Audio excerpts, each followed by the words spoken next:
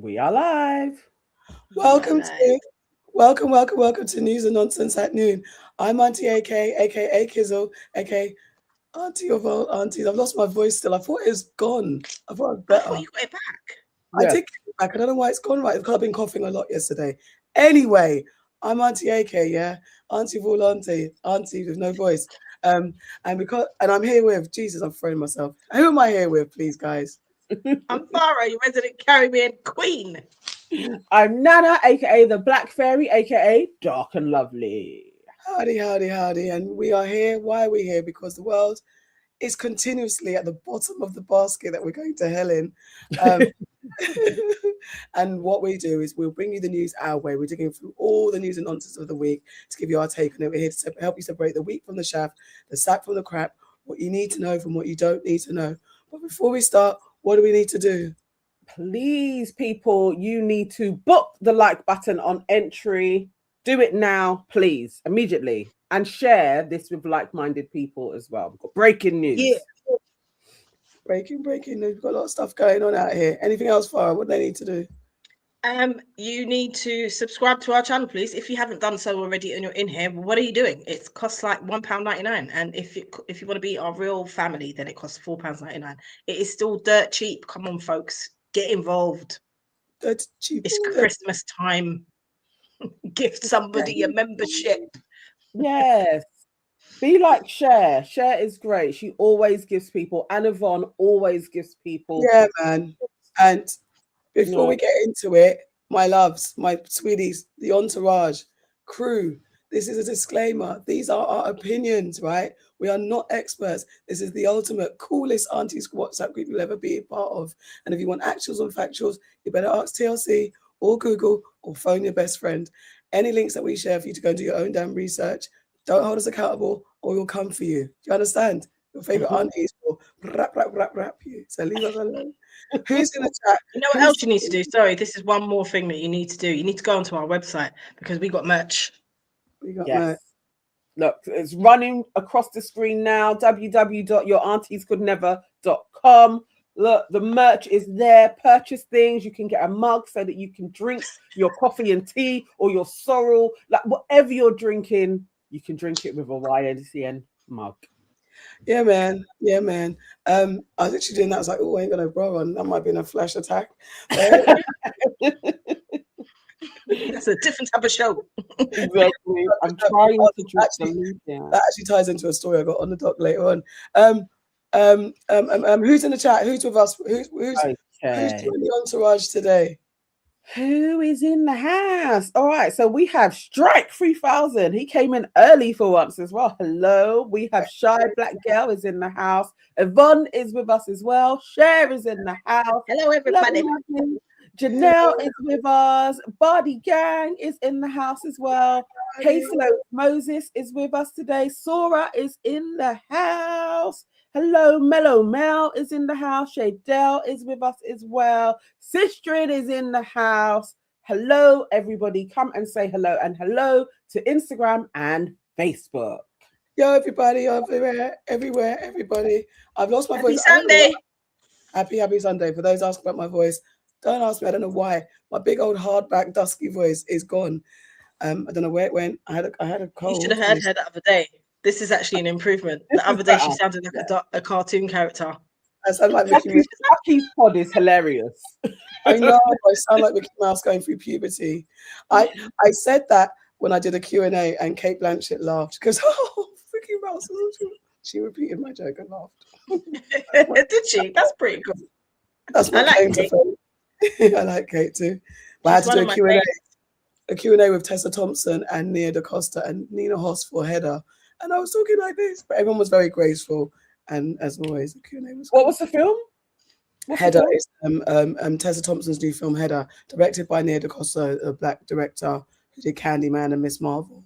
So she's doing really, it's very intense and it's very I can't describe Swedish a bit, but it's quite good if you like those type of films. It's a bit of it's a bit of a mad one. You got to watch it. It was based on a play, but yeah, I was like, guys, my voice is gone. And they're like, we still want you, so it was cool. But Kate Blanchett laughed at my joke, so I feel special. What the hell happened there? Okay, All right. I have tried to put the link to join our membership, and I don't know why it is gone crazy, but I'm still trying. As soon as I can, I will put our membership link in the chat as well. Hey, what do you guys think of this new background that we've got? it's giving me 80s vibes. Like, what's that show again? Max Headroom. Is it Max Headroom? I've literally never heard of Max Headroom. Oh, no, go away. Hold on. Let me find. I haven't. why are you trying to be in the 80s? I was sucking my thumb and I don't know anything. Well, I literally was. That was my life in the 80s. I was sucking my thumb. I have the marks on my thumb to prove it. That I was a thumb sucker. You're not that much younger than us. Let's not listen. I'm still the youngest. I still am. Listen. This is Max Headroom. I can't believe you lot don't know who Max, or who doesn't know who Max Headroom is. Does anybody else know who Max Headroom is? And the man used to glitch. Didn't he used to glitch? Yes, he did. It's very, very common. Hold on. Yeah, see? In the history of television. It's exactly the same. Or because you are going to see it as well. Yes, it. Yes, it. Yes, namely the Max Headroom story. Okay. And afterwards, I've never seen this before. I don't know who Max Headroom is. For reals, I don't. But if you watched, I think it's American Gods, Media is clearly based on this dude. I didn't know like who Media was based on, but the character Media kind of has that appeal about him, and he's like blonde. Oh, okay. Like when was it running there? 85. 1985. Wait. The last appearance of 2015, he was advertised as the first computer-generated TV presenter for his biting and known for his biting commentary on a variety of topical issues. Wow. Arrogant, wit, stuttering, and pitch-shifting voice. The character was created by British video directors George Stoner or whatever. Max was advertised as computer-generated, and some believe that, but he was actually an actor wearing prosthetic makeup and stuff like that. I'm getting feedback. I think I know who this actor is as well. Yeah. Are we getting feedback? It must just be you. I don't hear anything. Oh, Can you hear feedback, Farrah? It's stopped now. I can hear feedback. I did hear a bit. It's gone now. No, did you say it's gone now twice? Yeah. Yeah, I did. You're trying to be like Max Headroom, isn't it? That's what you're trying to do. I get it. Well done. All right, cool. All right, guys, let's get into it then. On a more, all of you are now Max with this feedback. Oh yeah, you lot heard it. He was AI. Yeah, he was on Channel 4, exactly. Yeah. Okay, but you only saw it if you had cable early. He was not popular by the time it was on UK TV. Okay. Anyway, that's Max Headroom, and that's what we look like. We're channeling Max Headroom. So let's get into the news. Unfortunately, some breaking news. There's been a mad random shooting in Australia. I am hearing feedback. Are you lot in the comments hearing feedback? Just let me know quickly. It's a bit. I know, but I don't know what it is. You're always the culprit. The thing is me that's the culprit. It could be anything. Okay, yeah, they're saying there is an echo again. I'm hearing feedback. All right. So me and Farrah will go on mute while you carry on. See if that helps. All right, but let's fix it now. Can you hear it now? Is there still feedback when these guys have gone on mute? Let me know, someone in the chat, because I can't hear it now. So someone's gone on mute. Whichever one of those who've gone on mute, you can't hear. Okay. So there's no more feedback. So it's one of you two about. It's not me. We're on mute. It's usually you. No, it's not usually me. We never actually get to the bottom of it. The agencies are watching me. All right. So then, Nana, come off mute. I might be on my. Can you hear it now? No. Talk. Hello. There's still no feedback. It's fine now. Is it back? Okay, cool. Then. All right, so you carry on. Yeah, okay, cool. Anyway, all right. Major incident unfolds in Sydney. Basically, at least 10 people have been killed in a mass shooting near a Jewish gathering at Sydney's Bondi Beach, prompting a major emergency response. heightened security around Jewish communities, and a national reckoning of one of the deadliest attacks in Australia in recent years. I'm going to play the news thing. I don't know what's happening because not often that, as I said, it's not a place that normally has these type of attacks. It's closer to America or something like that. So this is what's happened. Come on now.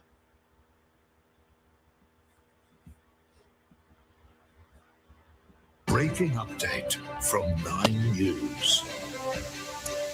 Good evening. We have breaking news of a major situation unfolding at Bondi Beach this evening. We have early reports that at least 10 people have been shot.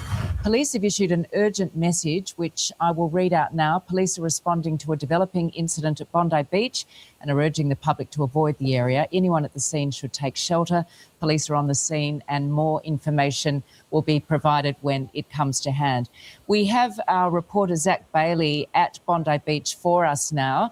Zach, this appears to have unfolded just after 6:30 this evening. We're hearing that multiple people have been shot after a gunman opened fire, we understand, near Campbell Parade at the southern end of Campbell Parade. We're looking at vision now of people fleeing the scene when these shots rang out around 6:40 this evening. It was a scene of absolute terror. We have heard reports that multiple people have been shot. We're not clear yet on casualties. You are there now. What can you tell us? What are you seeing? What are you hearing? Yeah, good evening, Georgie. We've literally just pulled up in the car after hearing of this news when we were live on air into the 6 p.m. news in Sydney. I can tell you right now there is a chopper in the air. There are a lot of police vehicles on the way from our office here to the beach. There were police cars, there were ambulances, there were emergency services just flying past on their way here to Bondi Beach. There are a lot of locals right now standing around asking questions, wondering what unfolded. I'm lucky enough now to be joined by two locals here who were here and heard the gunshots ring out. Phil, can you just tell us exactly what you saw a little short time ago? Yeah, sure. We were just here having an ordinary Sunday afternoon, and we just heard what sounded like fireworks. The beach was absolutely packed, and then there were a lot of fireworks going off, and then suddenly we saw thousands of people just running this way. So we all just went inside, holed up in the toilets. I've got a friend that's holed up in the basement now. Everybody went inside. We were there for about maybe 20 minutes, came out again, and it was similar to this. And then we saw thousands of people running down the road towards us again. So again, holed up, and we just locked ourselves down. When did you realise that it wasn't fireworks and it was a really serious situation? You just don't expect this type of thing, and it just seemed very surreal. And it didn't sound like gunshots. It wasn't a snap. It was kind of a dull, like fireworks. So we were a bit shaken. And I guess it's when we saw thousands of people running from the beach, we realised that it was more than that. And then suddenly the adrenaline kicked in and we all got inside. So. And I guess you're here in Sydney, you're here in Bondi normally on a Sunday afternoon in summer. It's a great place to be, but that must have been arguably the most scary moment of your life. It just never happens here, does it? And I live here and I love living here, but it's it was very scary. Yeah. So, yeah. Phil, thank you so much for your time joining us here in such a tragic scenario. You also here, you're a local here as well, similar sentiment? Gate to my friend's cafe and just let everyone in, pregnant women, women with kids, just everyone's running and just running. Like it was just panic. It was pandemonium. I'm shaking still. How scary is that situation when everyone... And the gist of it. There is no information about who did it, and as people are saying that it's probably a white person, but then again it's so annoying that it's even problematic that you've got to even think about the race and things of people. It's just the fact of the matter. What's the Jewish thing? Well, okay, it's actually it's a Hanukkah celebration. Yeah, 200 people actually in attendance, and it seems like the first shooters. They're saying that it could have been like between 2 to 5 shooters, and they targeted that event. Is how it's being painted at this moment in time. Most of the people were a part of that Hanukkah celebration, so the majority of people that have died, again, it's been reported that they were all Jewish as well. So it's 3 people have died, right? There is another video. I don't know if you have it, AK, of there's an overview of an Australian actually tackling one of the shooters. Have you got that one? No, I haven't seen. Have you got a link? Show that one, yeah. Have you got it? Wow. Okay, you show it. So that is I don't know if you can tell, but this is what is going around, and people are speculating as to the race of the people. Vaccination screen, Nance. Ouais, mais il y a son pote, il va se faire tirer dessus. Il est trop con, le mec qui est là. Don't worry, guys. Nobody's going to be shot in this video. Like, it's quite sanitized, but people are speculating to their race.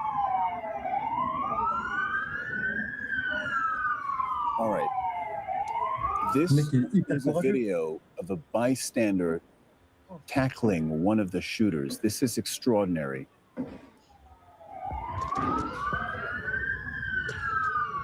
Is that one of the shooters running up there? Yep, that's one of the active people as well. You clearly see one of the shooters there carrying a rifle, ducking behind the bridge. This is the very same bridge where we then, moments ago, when we were looking at the live aerial shot, where we saw two bodies.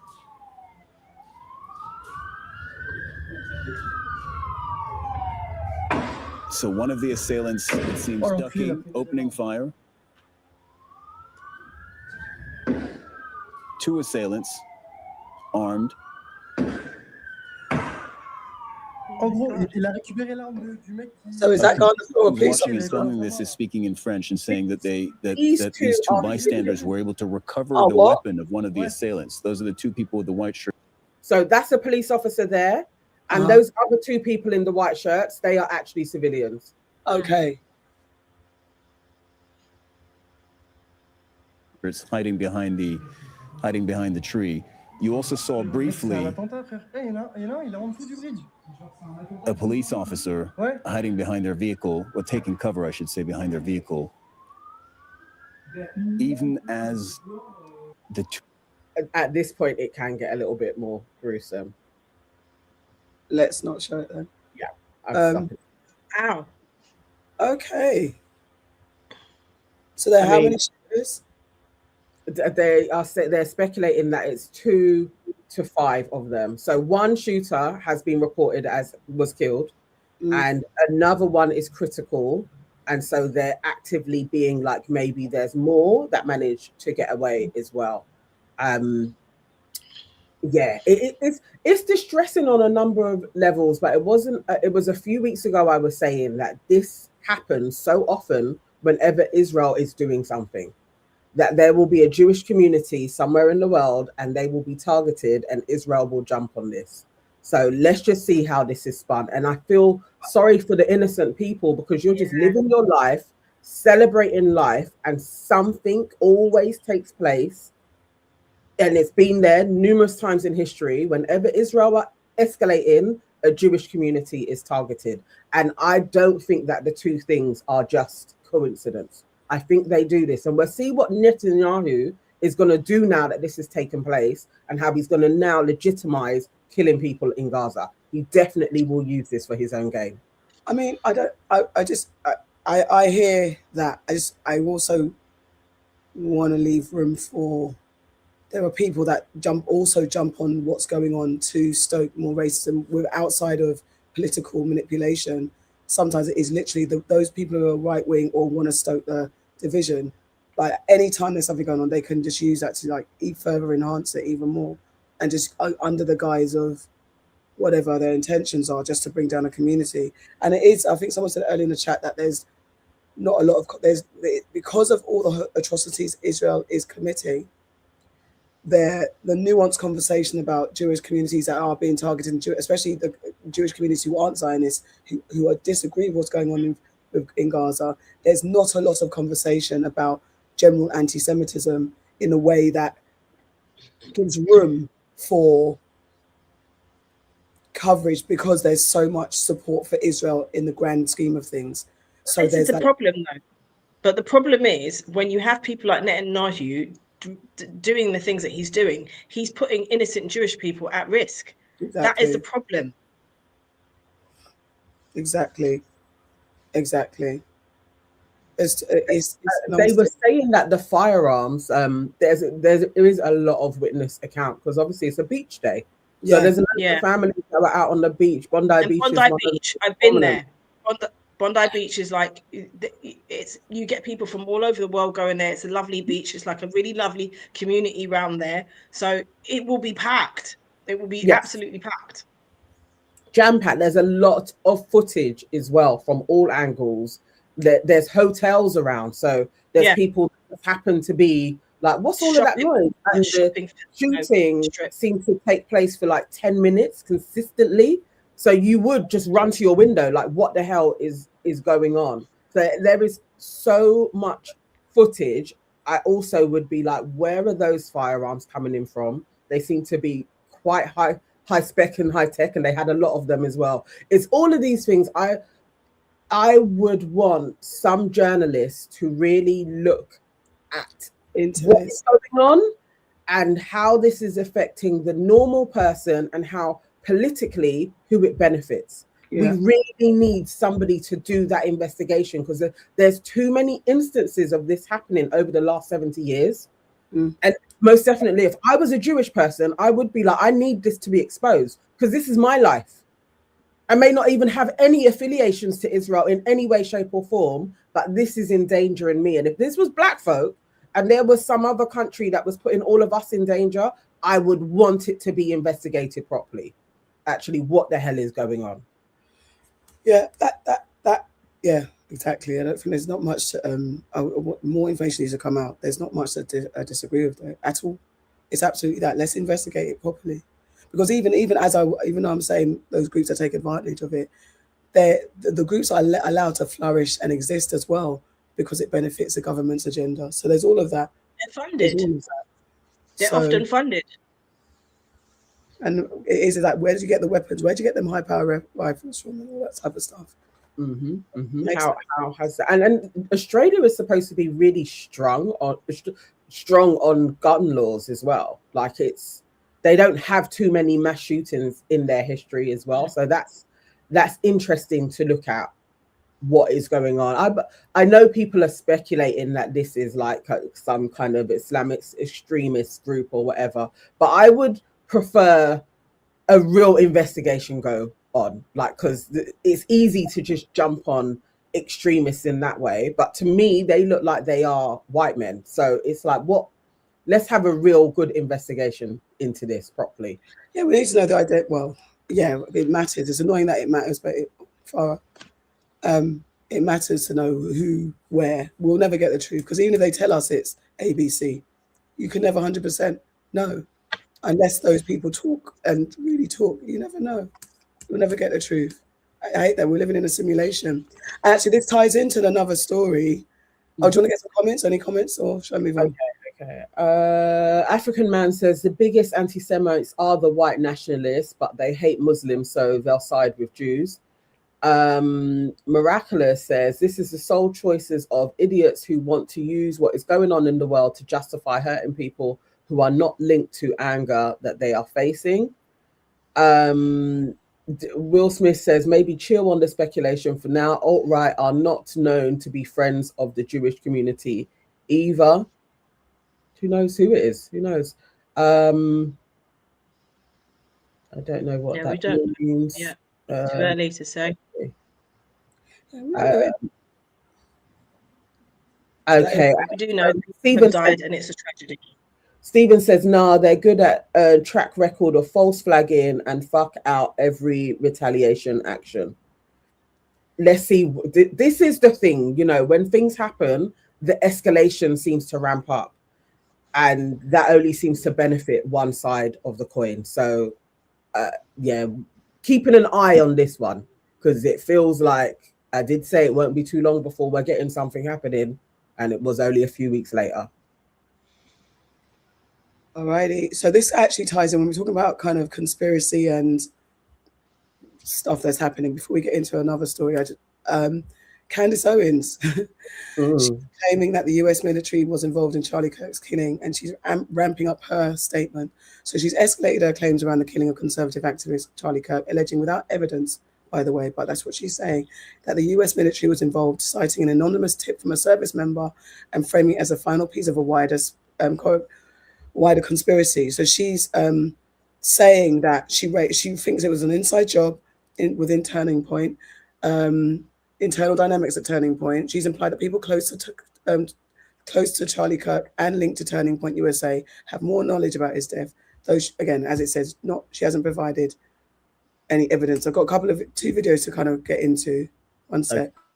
I would just say I have been following her nightly because I find this so fascinating that a married woman is going hell for leather and losing everything for somebody who is supposed to be her brethren.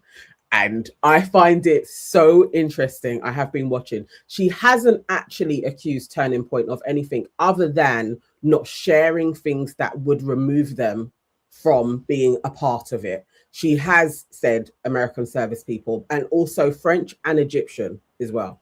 She is saying this is a multinational collusion to take down Charlie Kirk. I shouldn't even laugh, but yeah. So do you think she's got it wrong? No, I think she's onto something. I definitely thoroughly believe that the young boy that they have that was having a relationship with a transgender person, he absolutely is not the shooter. Like, the weapon doesn't hold up weight, and there's way more people before Candice even started her series were saying you can't be shot the way he was from how far away that guy was with that type of a rifle. They were like, that it's impossible. So I do believe there is that. It's more, it's all of the bits. I even believe her. There's a lot of evidence that she provides in her lives. It is like, this is compelling. I mean, it needs to be investigated. But I just can't get over. I hate that it's a black woman doing this. I just hate it. I hate the optics. And it makes me question, why do black people seem to be able to ride so hard for a white person? I swear, if this was Kanye that died in this way, this woman ain't doing the same shit. She actually wouldn't. She wouldn't. You know that, right? Anyway, that's her man. Let's pray. Okay, I will be very honest. I am in a bit of a mood today. I am just annoyed with everybody. I'm annoyed with this entire psychological operation that is so obvious. And I just feel like we keep going round and round in a circle with the government. You know, whether it's COVID, the Ukraine war, it's like the entire media apparatus and establishment is joining hands to condemn people for having common sense. So I'll ask you a question to begin this. Do you feel, show of hands, okay, that the answer regarding who killed Charlie Kirk and what happened on September 10th is quote unquote very clear? Objectively. Like, even if you are somebody who is on the side of those who do believe that Tyler Robinson pulled the trigger one way or another, would you ever describe what happened as quote unquote very clear? I'm guessing your answer to that would be no. I am asking you that because Erica Kirk believes it to be so. And I guess this is kind of the final stop. I'm hoping it's the final stop of this PR campaign where they are now pivoting and bringing Erica out to signal to the public that we can't question her judgment, right? Because she's a widow, we can't question her judgment. And I want to say that I reject that. I reject emotional manipulation. I want to give people at home the permission to avoid a trap of thinking that you have to arrive at the same conclusions as Erica Kirk, especially when the story that we have been presented thus far makes little sense, if any sense. It makes, I think, virtually no sense. To that end, later on in the show, we will discuss Tyler Robinson, who has now made his first in-person appearance in court. And I guess the good news there is that we know he exists. Welcome back to Candace. I mean, that was her intro to what she gets into. There's more. It's a longer show, but then with everything that she says, there's a rebuttal from Erica Kirk. I find it interesting that she is so against Erica Kirk. Let's go. Now, whose man is it? Right. She's really against her, isn't it? Hall with CBS News editor-in-chief Barry Weiss. Owens has continued to question the official narrative surrounding the assassination of Charlie Kirk, suggesting that the alleged shooter, Tyler Robinson, didn't act alone. And Charlie Kirk's widow, Erica, said she has had enough of that. What do you want to say to her and the other people that are putting these lies out into the world right now? Stop. Oh, look at his face. I know. That's it. That's all I have to say. Stop. Some people online pointed out that Candace Owens had previously suggested she would stop discussing her theories about the assassination if Erica Kirk asked her to. But here's what she said in the most recent episode of her podcast. So Erica would like me to stop lying, and I would like to honor that, okay? I can only honor that if Erica is more explicit in terms of what I have lied about. What did I lie about? Owens continues to anger some on the right with her comments as they argue she's hurting the conservative movement that Charlie Kirk and Turning Point USA helped build. Fox News host, or former Fox News host, I believe, Meghan McCain, says what Candace Owens is putting Erica Kirk and the people at Turning Point through is nothing short of demonic. And conservative podcaster Tim Pool says Candace was telling people she hated Charlie Kirk a few months before he was murdered. It's all an act. She hated Charlie and now wants to destroy his legacy. In the same interview, Erica Kirk also responded to people justifying the death of her husband. Let's take a listen. You're sick. He's a human being. You think he deserved that? Tell that to my 3-year-old daughter. You want to watch in high res the video of my husband being murdered and laugh and say he deserves it? There's something very sick in your soul. All right, Candace. I mean, is that not acting? Even the host, you see the host there? Even she was like, all right. Even she was like that. Let me see what she goes on to say before we go. So it's where shall we start? Well, they look like, what the fuck is going on? Exactly.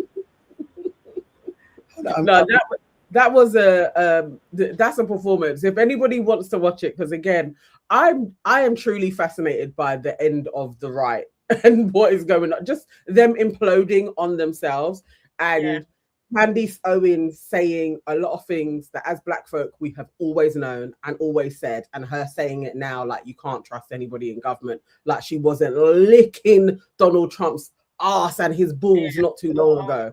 But exactly, it always happens, isn't it? Whenever they manage to get a Black journal to be here talking about there's no such thing as racism and eventually all of them become unstuck when they start to feel the wrath of the racism, and it's just funny that she's going through this. And I don't even think that she's wrong in thinking that there was something political in the murder of her brethren or lover or whoever he was to her.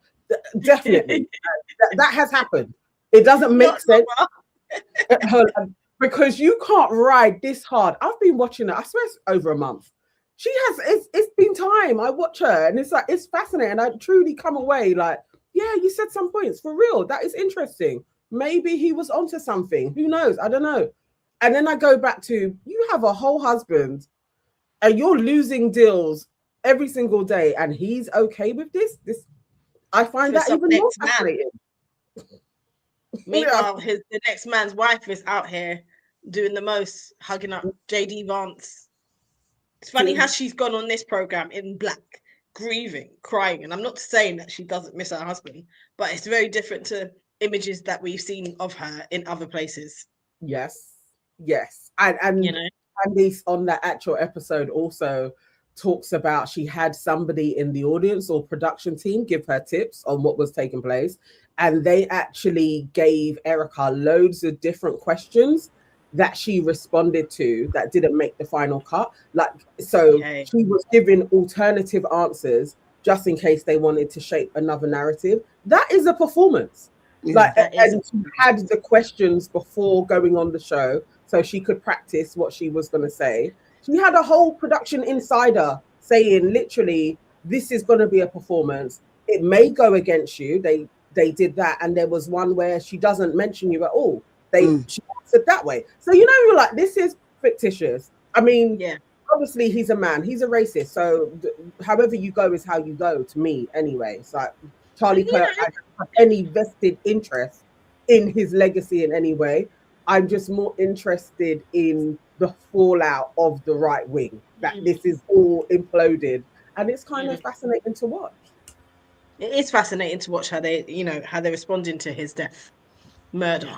It is very fascinating to watch, and I do think that people. I'm not saying he deserved it, and we've spoken about this before, but he did say that these things have to happen in order for people to have their right to carry weapons. He said it. Those were his words. And also, according to Candice, he foretold that he was going to die young, and apparently, the day before, he texted his team saying, "I think they're going to kill me tomorrow." So, who are they? The team didn't put this out. So, if she's saying and they haven't said that is untrue. They haven't said she's lying about that as well. So it's like, oh, this is interesting. Why would they have murdered Charlie Kirk? How powerful was he? I don't know, because I'm not American. But maybe he truly was that powerful that you had to remove him, and you needed the Egyptians, the French, and the American military to get rid of him. I think he was powerful in a sense. I think when he started to be that uncontrollable far right person, that actually, because if you are truly far right and Christian nationalist, there are going to be things that they're trying to do that just go against what you're talking about. So when he's openly saying, "Why are you not doing this, that, and the other," and he's got that powerful movement of the youth, not that we knew that it would be taken out, but that's absolutely a scary thing to those who are in control. They do not want people that. They want people like Shepherd. They want the sheep. So it's interesting. I think he was that powerful. I mean, maybe. But then, this is going to be. It's being live streamed. Yeah, it's very. I don't know. Even that in itself is really weird. So if he was taken out by a government, okay, cool. But you knew it was going to be live streamed. You knew people were filming it. You knew it was going to be shared everywhere. Like, what was you trying to send out into the world? One layer of it, and then you've got Erica out here doing the widow tour, and as Candice says, since his death, they have made over 100 million. Over 100 million. Apparently, Turning Point has never even had that come into the organization before. So again, it's like raw tip. But we got this black woman riding. She's I don't know. I'm annoyed that she's so articulate, so compelling. She's not diamond and bloody silk. Rest in one of them passed, so rest in peace to that one. But at the end of the day, she's not them. She's articulate. She's compelling. She doesn't waver. She doesn't falter in her delivery. And it's just like, you could be doing so much good in the world, and maybe she is. In her mind, this is the good. I don't know. I always find it really. I don't understand how a black person ever can really have conviction in a government. I don't understand how you get there, but especially when we have historical fact of people who word up that a little while later, they realize the truth. And Candice is on her awakening to the truth of it all. I don't know. I mean, also she uncovered that there was a plot to kill her as well. And it's like, oh, okay. I mean, sure. I mean, I wouldn't be surprised. And she keeps on saying, I'm not suicidal. I've given people evidence packs. So if you do kill me, all of the things that I know is still going to be released.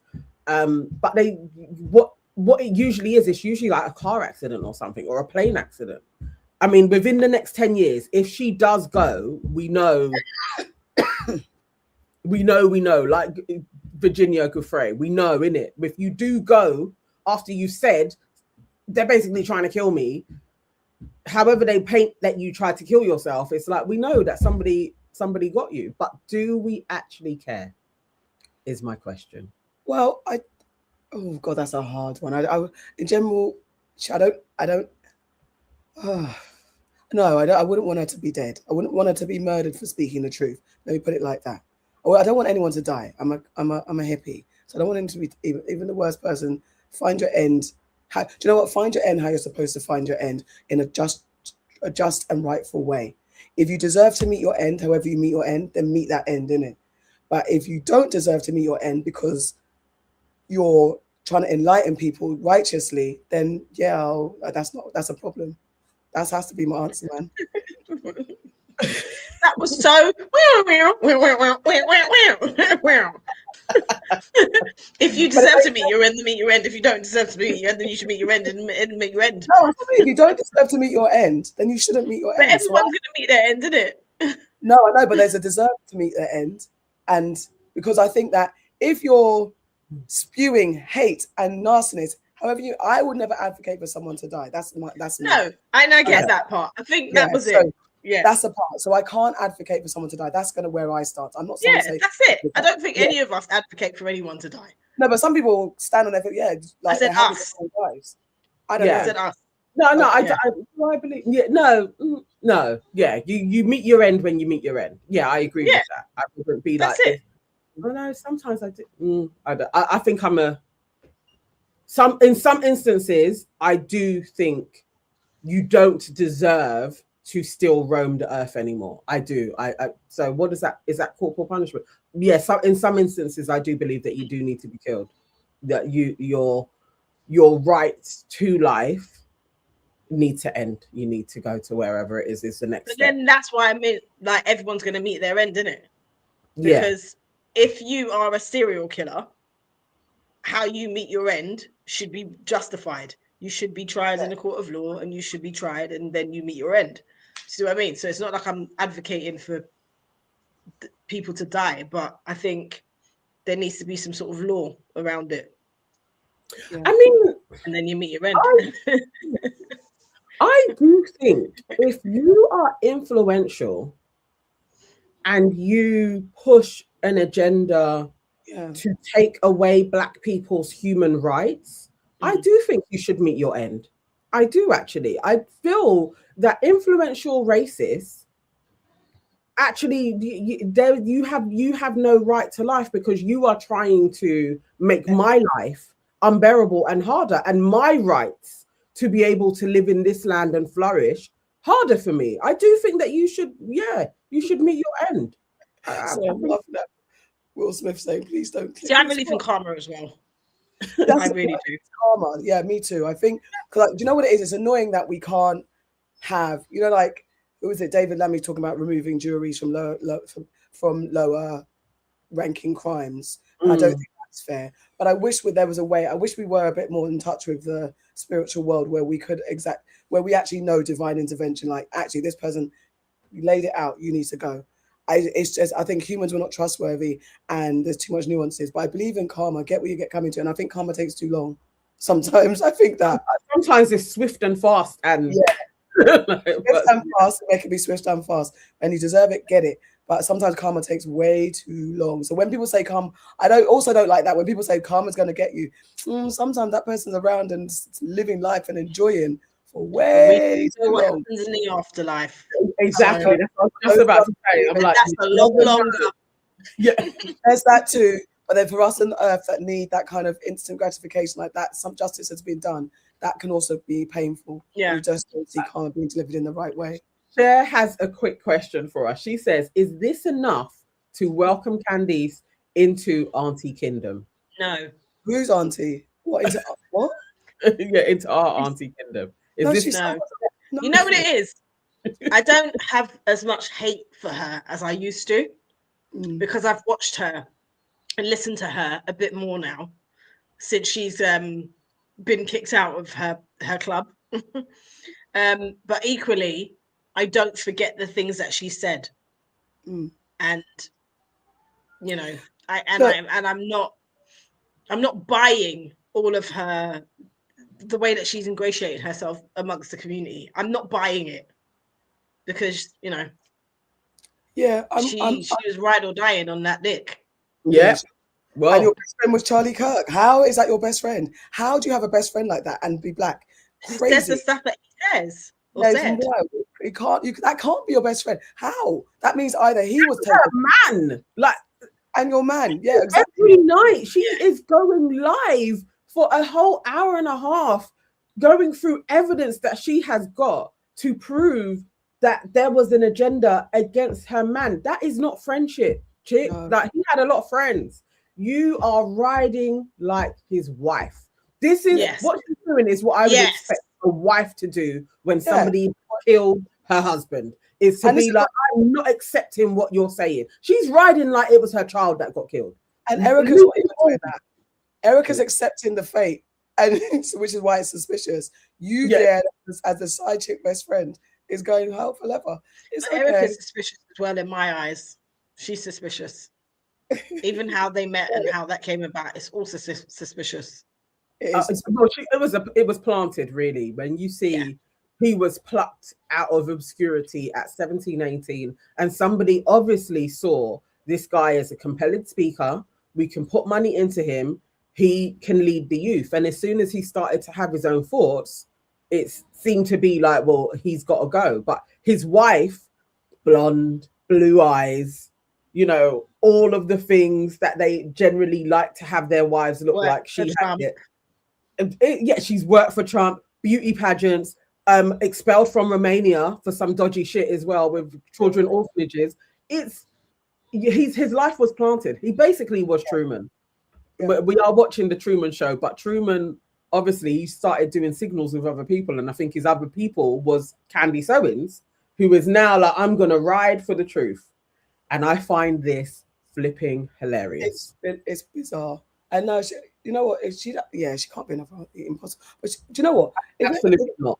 I would talk to her though. I'd love to talk to her. I would love to talk to her. Okay. Because I want to see the truth. I want to see behind her eyes. Do you know what I mean? I want to be like, what's really going on? I want her to tell me the truth about what it is she's up to. She would not. Of course she would. But I would like to. I would definitely sit down with her, and I would have a stupid smirk, that smirk that you always tell me to get rid of. I would have that smirk on my face while I was talking to her, because I just find it so funny. I just would want to ask her. I mean, she says on her show, I've never kissed him, but I need to ask it to Phil if she's telling the truth. There's no way you can go this hard for somebody that is a brethren. I love my friends. I'm not losing everything for them though. Like, this doesn't make any sense. I don't even think Russell would allow me to. Imagine some dude. I'm here losing everything for some dude.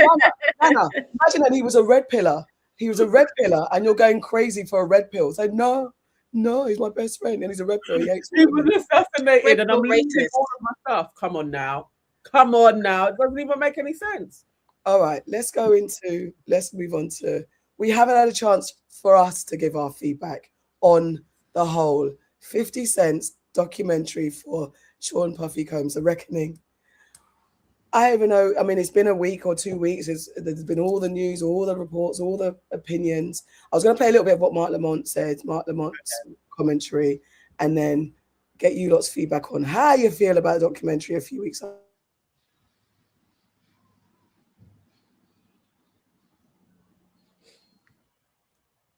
Guys, while AK is just lining that up, it would be lovely if you respect the Sunday service of everything, and that we are here giving you guys the news, and you decided to bless us with some things, please. That would be really great. You know, we accept the money that jingles, but we like the money that folds.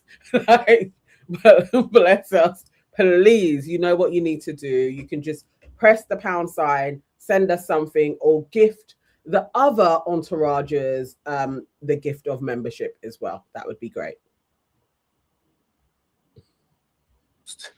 Dangerous story in hip hop right now is definitely the Diddy story. And that story just hit Netflix and is landing just like a lot of people thought, like a bomb. 50 Cent's 4-part documentary called Sean Combs, The Reckoning pulls back the curtain on one of music's biggest moguls at the exact moment that his empire is collapsing under accusations of abuse, exploitation, and criminal misconduct. Now, the series, which, by the way, is put together by lots of people, Diddy is the subject, 50 Cent is the EP, but there's lots of hands in this. The series traces how Sean Combs, or Diddy, or Puff Daddy, whatever you want to call him, went from the architect of the bad boy era to the center of a sprawling legal and moral crisis. Now, 50 spent more than a year with director Alexandra Stapleton gathering interviews, evidence, and never seen before video that Netflix says, to be clear, that it obtained legally. They say nobody was paid, and they also said that 50 Cent didn't control the narrative.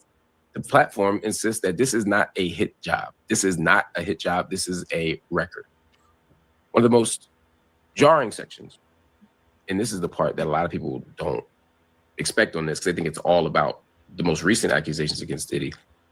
To me, the most jarring part is the section on the murder of Tupac and Biggie, the Notorious B.I.G. As you know, these crimes reshaped the culture. They split hip hop into a civil war. I was coming of age at that time. Biggie, of course, was Diddy's star. He was the foundation of Bad Boy itself. And the director, Stapleton, says the documentary brings forward new intel that just hadn't been synthesized in one place before. I know a lot of you are going to say, oh, I heard this story before. I've heard the rumors before. I heard the innuendo before. You ain't heard it this way. It's a different story. You can agree with it or disagree with it, but it's definitely a different story. The documentary also shows former Danity Kane star Aubrey O'Day confronting an affidavit suggesting that she may have been assaulted at the Bad Boy studio. She says she has no memory of it, and hearing the details leaves her questioning what happened to her body and why she can't recall it. It's very scary. She reads a document aloud on camera describing the woman who allegedly witnessed the assault and said O'Day appeared out of it and unclothed. O'Day also shares sexually explicit emails that she says came from Diddy when he was, in fact, her boss. She says she believes her firing was a retaliation for refusing sexual participation. Now, Diddy's representatives have responded to this, as you would expect. They reject the claims outright. They call the documentary biased, and they say that many of the participants in the documentary have motives or they have credibility issues.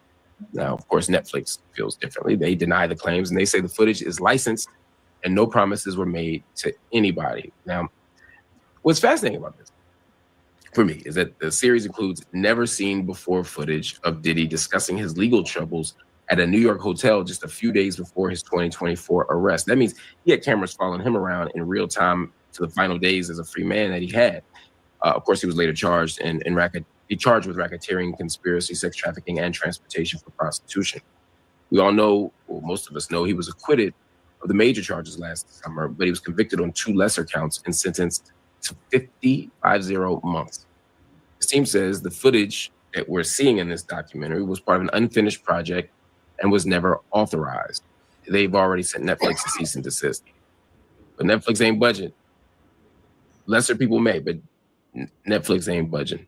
They're standing firm and saying that they have every legal right to air the footage. They say that the footage was obtained properly. I think I have a theory on how the footage got obtained, but we'll talk about that another time. 2 jurors from Diddy's sex trafficking trial speak out in the doc as well. Juror 75 says he was confused by Diddy's relationship with Cassie, who sued him for rape and abuse before settling. The juror says you can't have it both ways, adding he believes that the verdict delivered justice. Complicated. I think they're being too hard on Cassie, but we could talk about that another time as well, because we're going to do a whole special on this. But anyway, the documentary pushes viewers to confront how some of the biggest culture-shifting events in hip-hop transpired and what was behind those events, but also who was behind those events. Diddy is a staple in his culture. I don't think you have hip-hop culture without Diddy, at least not the way that it looked in the 90s and aughts. Obviously, hip-hop came before Diddy. Hip-hop will live after Diddy, but I'm saying the particular way that hip-hop showed up was a testament to Bad Boy. In the same way you don't have hip-hop without Run DMC. You don't have hip-hop without Russell Simmons. You don't have hip-hop without Jay-Z. You don't have hip-hop without Foxy Brown or MC Lyte or Queen Latifah. We can't erase Diddy from that story. We can't erase Suge Knight from that story. But it's troublesome to me that so many of these figures, whether it's African Bambaataa, whether it's Russell Simmons, whether it's Diddy, whether it's Suge Knight, that they've been also so deeply ensconced in the criminal legal system. What's going on? What is it about the culture of hip hop? What is it about the culture of the legal system? What is it about the culture of the state that leads to these kinds of outcomes? What is it about the culture of masculinity? What is it about the culture of masculine decadence or U.S. decadence and masculine? There's so much stuff here that needs to be unpacked. This documentary does a really good job of unpacking a lot of the Diddy stuff, But I can't wait for the next conversation to be how we situate that in a broader context. I mean, obviously, I love Mark. I love how he breaks things down, and that was actually a really good overview of most of the main points. Before we get into it, let's just say thank you to our contributors because they listen to you, Nana. First of all, yay! Thank you. Let's go! Let's go! Let's go! Let's go! Let's go! Let's go! Let's go! Strike is still trying to get to your surgery. Strike, this is not going to her surgery. I know. Can you even see the bags today? I've been sleeping really bad at the moment. I'm just not sleeping properly. Let's move on. Thank you, Body Gang. Thank you. Yes, by the way, see you on merchandise, guys. Thank you. Thank you, Body Darling. And we have Waving Cat Designs. Now blessing you with some coin. Thank you so much. And we receive the blessings through the screen as well. Amen, amen. Blessings, blessings. All right, so yeah, as you were saying, sorry, you were saying about Mark's information. Yeah, I liked how he went through everything. And somebody else in the chat just said about they tried to start it, but it was slow, and I found it slow as well at the beginning. But I did find it overall incredibly biased. I expected it to be biased, but I don't know, where 50 Cent was just an executive producer and it was directed by somebody else, I thought maybe it would be less biased, but I thought biased to where? Biased to Diddy being all things evil in hip hop. And I was like, I just don't believe this shit. There was too many holes, and we've had too many docs, especially on Biggie's death and Tupac's death, where there's other players involved. If you don't mention those people, this is extremely biased, because we know that there's other people who may have been said to have been involved in it. So at least talk about them and maybe paint a picture that they had a relation to Diddy for it to be convincing. But I was like, we know he's an asshole, but come on now, he's just a serial killer out here. I was like, let's not do that. Like, I don't know. There was something about it that left me feeling like, although he's painted bad, it's so ridiculous because we have other evidence, other ways. It almost felt like propaganda. I'm just throwing it out there. It felt propaganda-ish to me that this will get people being like, nah, it's so undone. Actually, maybe Diddy only deserves 50 months. Like, it made me feel icky. I don't know. Didn't sit well with me. I didn't get that.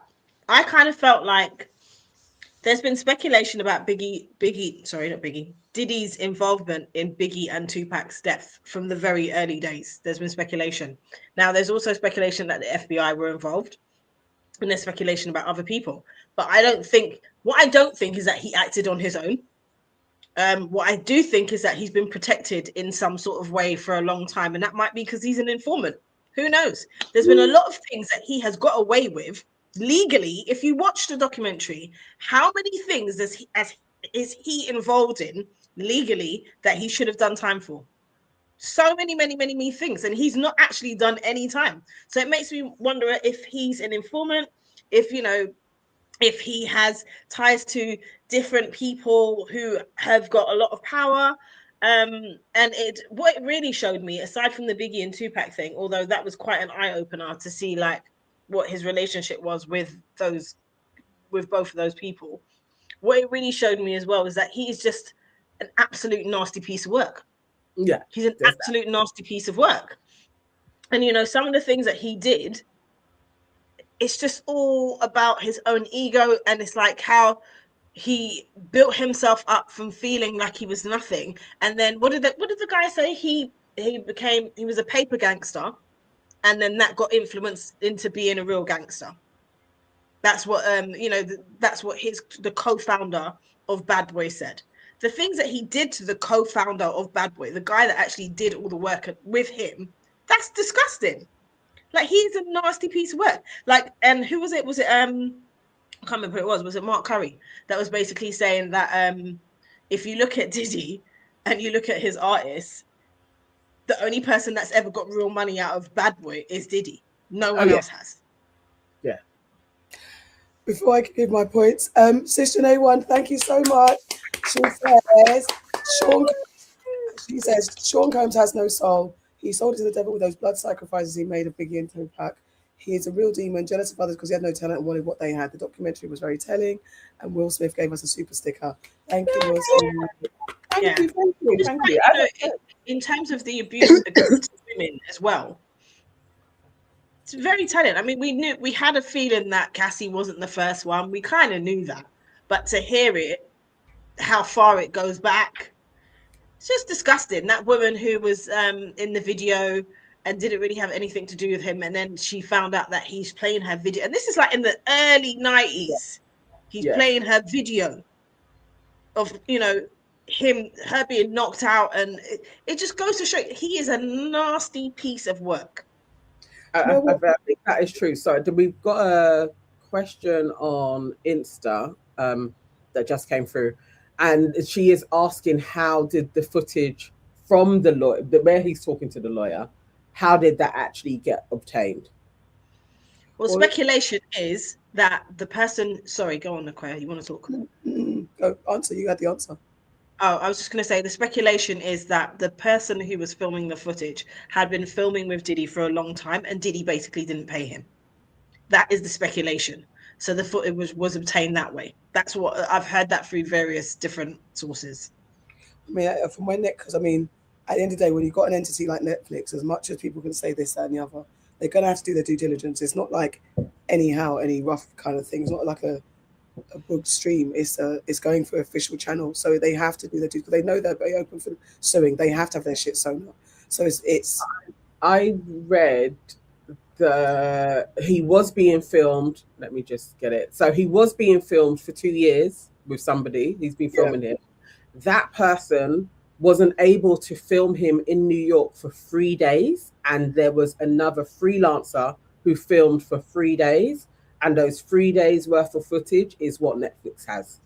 So there is another person who has 2 years worth of Diddy footage, and Diddy was in the works of making something around his life at that moment in time since he got the award from BET. So there's something around that, and the Lover album, there is a videographer that has that. He is stating, I did not give Netflix that footage. But as the person who took the footage, you do have the copyrights. So if he was a freelancer and he didn't sign shit in those 3 days that he was filming, for shit, he can hand that over because he took the footage.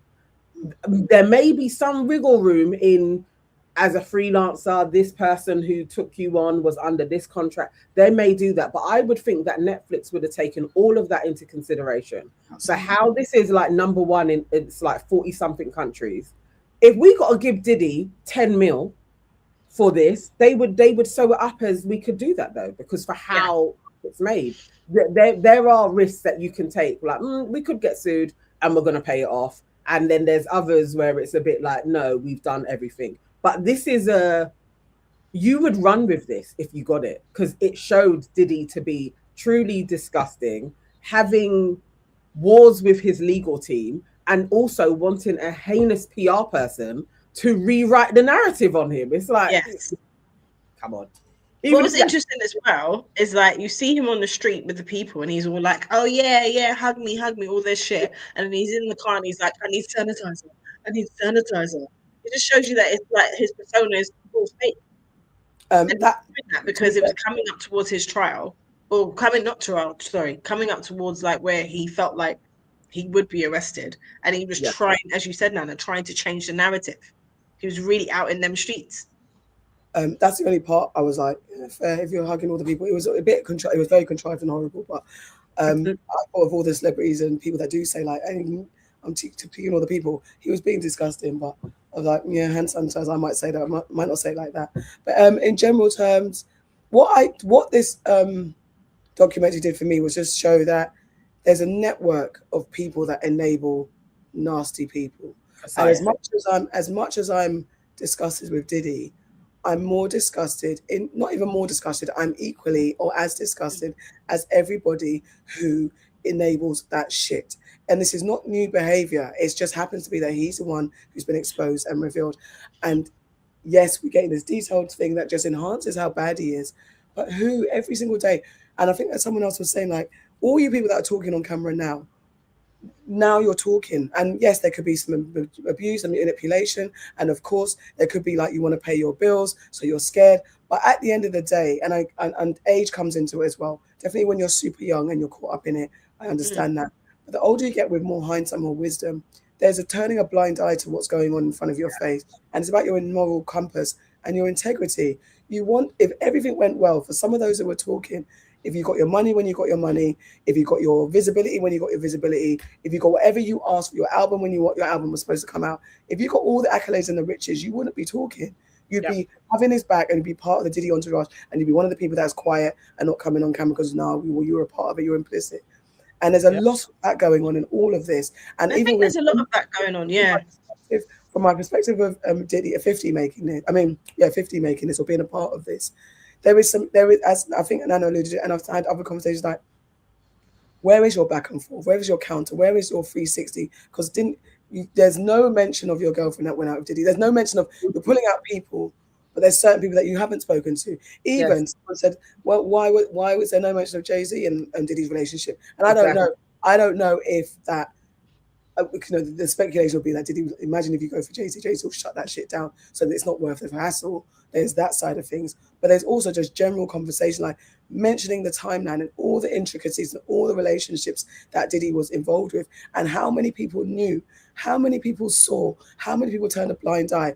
This is what, because I was actually frustrated that the documentary was so good and so insightful of the time of my peak time of, of my teenagehood, that this was such a time I was so embedded in, loved it. It is a historical timeline of all the people, and then it's just about the downfall of some disgusting black man. That's what I hate. That's what really upsets me, because like this could have been a brilliant documentary about the history of hip hop, and did it come up? But yet it wasn't. It's not supposed to be about the history of hip hop.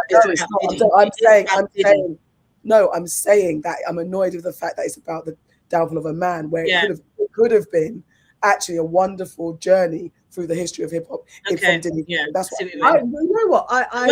but we don't want it to be sugar coated, because even Mark Lamont's point, and I understand obviously you were so heavily influenced by hip hop as well, but what I truly appreciated is showing the exploitation of people and their artistry. That I wanted more into the depth of how that has been done, and the other players within that, because that followed Andre Harrell's business model. Basically, you get talented people and you pimp them. It's slavery again. You give them an advance, and that's the only money that they're going to see, and you're going to work. And they didn't draw on that for long enough. They mentioned it. It was like a pass away comment that it came from. He learned that from Andre Harrell, and it's like it never got again. Let's dealing that, because how do you do that? You need lawyers that are complicit in that. You need assistants, you need A&Rs. There is a whole industry of people that are basically involved in a form of pimping out. And how do you keep them locked into that? Then you're going to have drug dealers on top of that as well, that will keep people in a state of inebriation so that they don't know where their money is. As Kirk kind of alluded to, but even Kirk, I'm like, Kirk, it wasn't too long ago you were talking about like, I sold it, and he was kind of on Diddy's side. Maybe Diddy gave him a little bit of money a few years ago when he was doing interviews. Now you're turning like, I was used too. There are too many people that propped him up. You can't do this alone. Nobody is the devil alone. You have a team. Yeah, he did. That we needed to expose the team. KK, how is she not on trial? Like literally, she facilitated a whole load of issues, a whole heap of things, and she stood there. All of the LAPD, like there's so many factors. I was like, no, if you're gonna take a year to do this shit, do it and expose it all. But it just felt like, again, like the trial.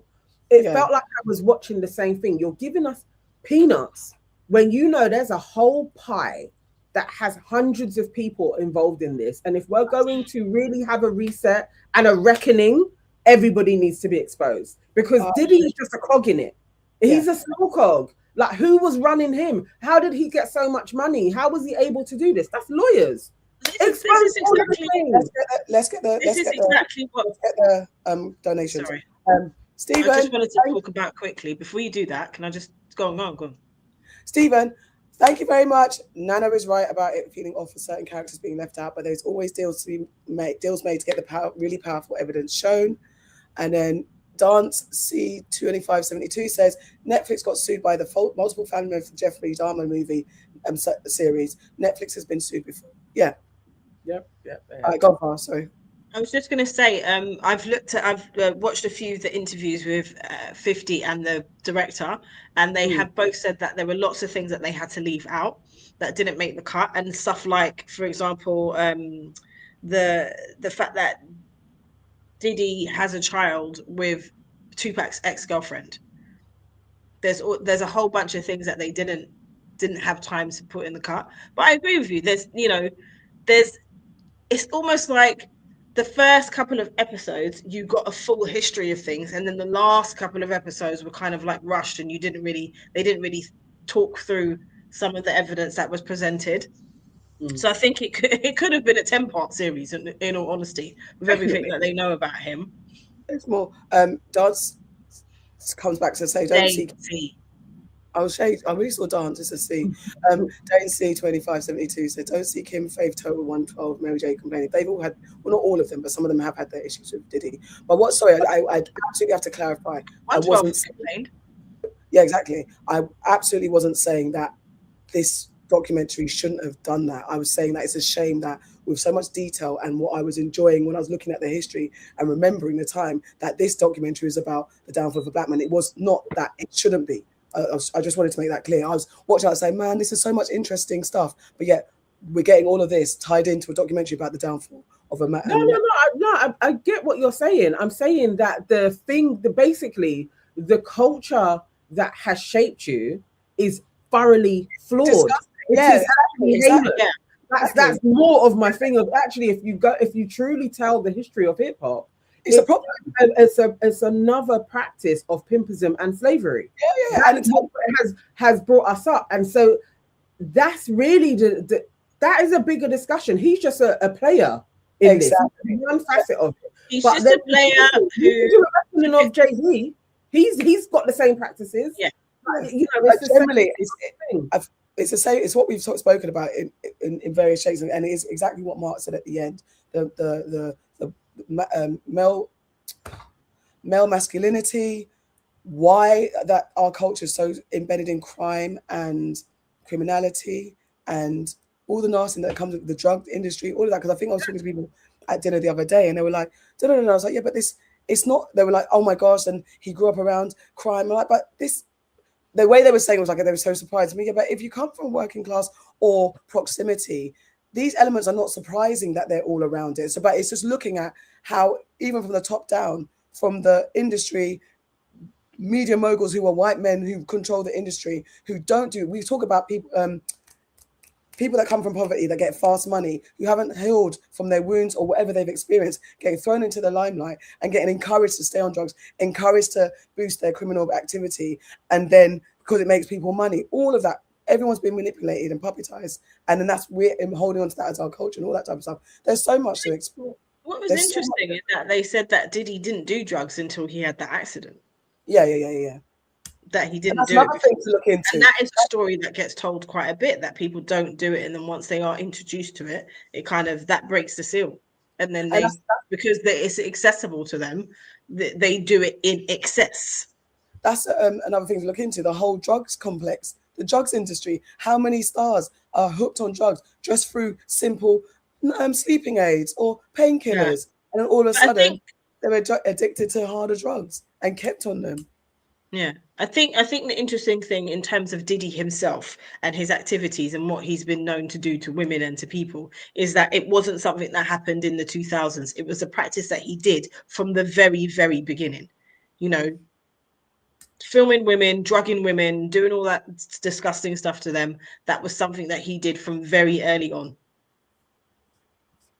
Yeah, and Clive Davis is another person to look into. That when that documentary about Clive Davis comes out, I'll be ready.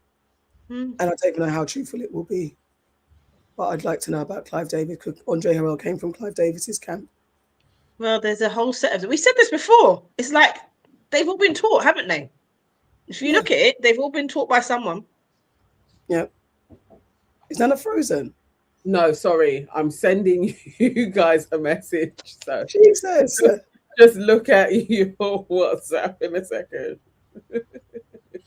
I'm intrigued. Still. What the hell? I'm not frozen. Really? Yeah. Okay.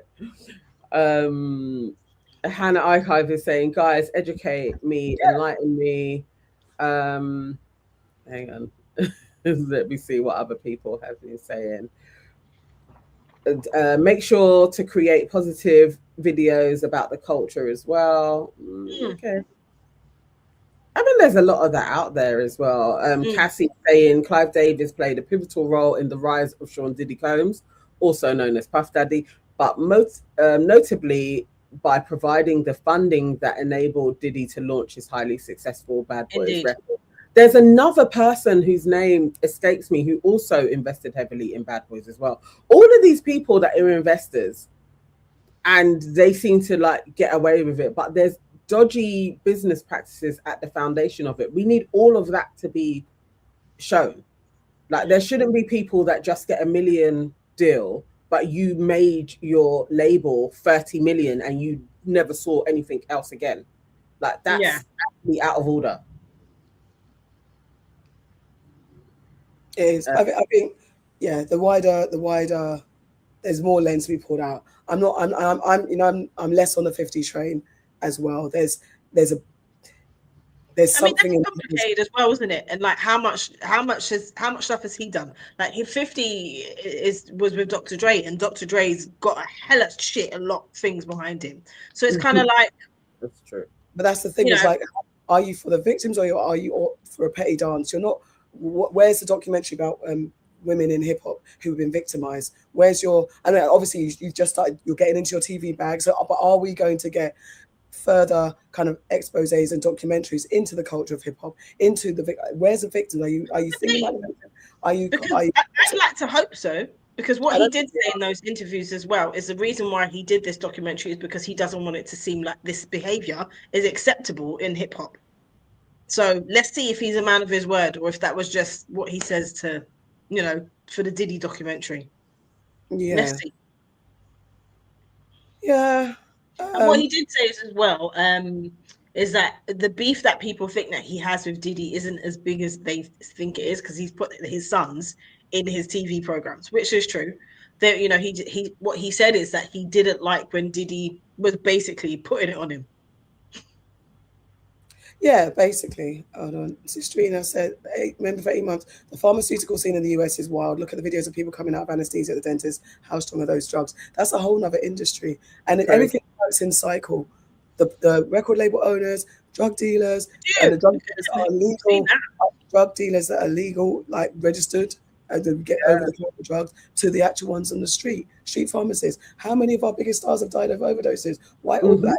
Do you know what I mean? And then you come out and see that the family kept them on drugs, or there are people them around them kept them on drugs, make them do their bidding. There's so much going on. So much. I think there is the pharmaceutical company are the biggest drug dealers in the world because people seem to think that legal drugs are better. They're not. We've seen the documentaries about the Purdue family and how they basically started the opioid flipping war. Yeah. Because of the stuff that they did, and they knew that it was dangerous, and they didn't give a shit because they were making billions.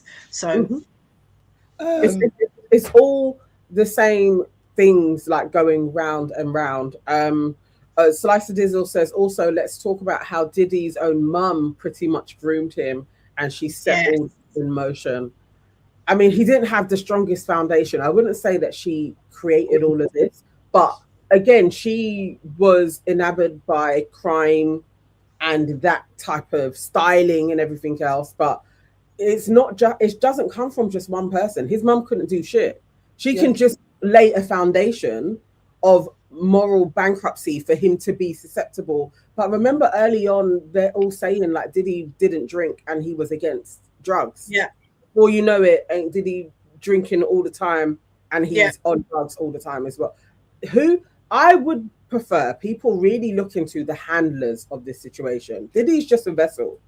KK enabled him. How did she become the assistant of all assistants to be running all of the shit? It's there's too many people that come along, and then again also what's her name, Lou Taylor as well, and her company that now also looks after Cardi B. Let's look at these companies. They become business managers that are pimping people out. Why is Cardi, she's had 2 kids within in a year basically, is doing a tour? What moral person, what human being is going to be like a mother, a newly mother should be doing this, should be working out every day to go on tour with 2 babies? You can't be okay in your head to be like, this is good business sense. In regards to Janice, I think also there's, as you said, there's only so much blame you can put on, and I'm not excusing her because she could just be a very bad mother. She could be a bad mother, but she was, again, a pimp's girlfriend or a gangster's girlfriend, and she continued the lifestyle. Those parties that she had at home, those gangster parties, that's what she knew, that's what she saw, and that's what her son grew up around. That's not a great thing. I don't advocate it, but that's her world. There's choices that people can make. Diddy can choose to go there, and it seems like he was a nerd that wasn't getting no play and was trying to live up to the memory or the legacy of his dad. And maybe his mum overdid the legacy of his dad. You got to be a bad man. You got to be a gangster to survive. And again, it's that kind of single. The stories of abuse the way that she dealt with him too, and a single mother kind of narrative where you just want your son to be strong and tough, so you're not going to raise no pussies, all that type of stuff. That kind of stuff happens. Is that it's not to excuse her behavior. And then she's along for the ride. I don't know how complicit she's been along her. Well, she has been. Everything he's done, she hasn't spoken out. I don't know if she said, son, stop this, or I need my son to stop doing this. I don't know if she's ever tried to stop it. But I'm, again, Janice is that, Diddy is that, the whole system is bigger. There's someone in the chat, I'm trying to ignore some of the stupid diaspora rules that are trying to kick off out in here. But what's thingy saying that, go Jay, whatever is saying that we don't understand. The only people who are surprised about this industry or what's happened with Diddy are people outside of America. No one is surprised. We all know the music industry at large does this. It happens in the UK. It happens everywhere. Why are people so stupid? You think that there's only one the industry is actually worldwide. The same companies operate in America, operate in the UK, operate in France. Like, what are you talking about? Yeah. No one's shocked. We're not in a hut over here. Like, it's literally a fully fledged country. No one's shocked. No one's shocked. No one is shocked about what's happening at the end of the day. It is what it is. So yeah, I mean, I don't know, because there's apparently someone saying that there's going to be a part 2. I only want part 2 if it's going to do like something, like it is exposing the industry for what it is. And at that point, everyone's complicit. Be real about it. Part 2 should be, because they said they were trying to get Diddy to speak.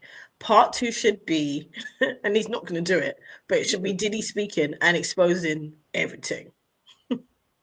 Then he ain't, Diddy's going to be in a plane crash soon. Like, if he starts telling the real players in this how he even managed to get to $1 billion, like if he really went into it, that would be joke. That he ain't going to be around for much longer. Clive Davis is basically going to expose, like Jimmy Savile, when he dies.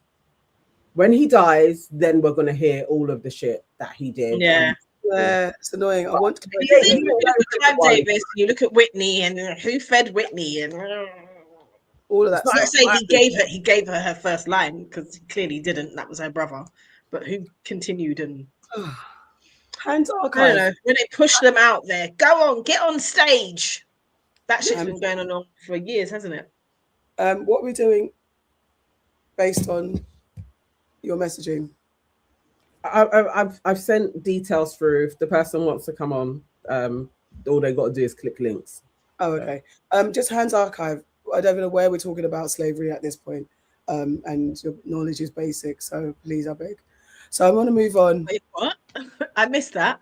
Hans Archive is talking about Arabs and slavery and black selling. So it was all weird. Oh, boo. I'm not even talking about slavery at this moment in time in that sense of the word. Like, who enslaved blacks and sold them to Westerners as slaves? I mean, whatever, man. Here we go. Yeah, exactly. Here we go. Here we go. All right. Let's not get into any kind of wars. There's lots of things that. No, it's Sunday. Exactly, Sunday, honor the day, and give us donations. That's what you should do. If you've got questions that you want answered, pay. Yeah, exactly. Yeah, exactly. Send donations. All